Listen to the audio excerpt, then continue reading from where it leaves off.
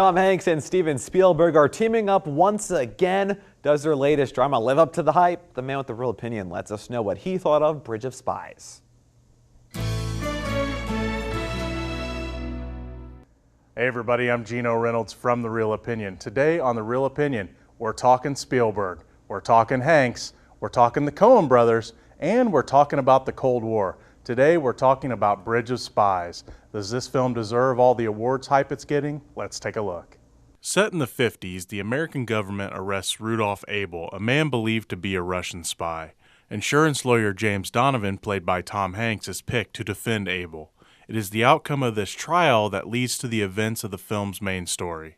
Donovan is once again picked by the government, and he is to help set up an exchange with the Russians in Germany, Abel for a young CIA pilot that was shot down over Russia.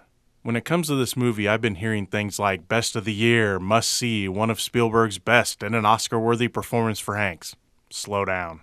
While this is a pretty solid movie and I'm highly recommending it to anyone that likes a good thriller, I wouldn't go so far, so fast as to pour all of those accolades all over this one. One of the best this year? Sure. Must see? I would say yes, but it's not for everybody. One of Spielberg's finest? Sure.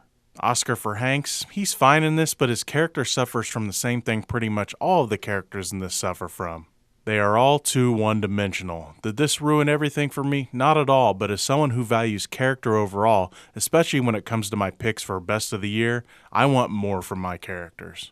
One character that did stand out was Rudolph Abel, played by Mark Rylance. He had this calm nature about his character and was at times surprisingly funny. Despite my minor issues with it, Bridge of Spies is tense, interesting, and surprisingly stays fairly close to the real story from what I can find.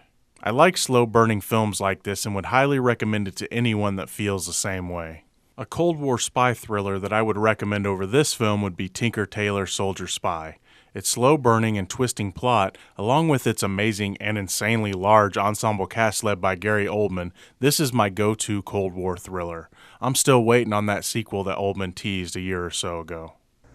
That's all for this week, but remember, it's only just one guy's opinion. Now, if you want to know my thoughts on the new Star Wars The Force Awakens trailer, make sure to check out the Real Geno Facebook page and see if I thought the Force was strong with this one. Until next time, I'm Geno Reynolds from The Real Opinion.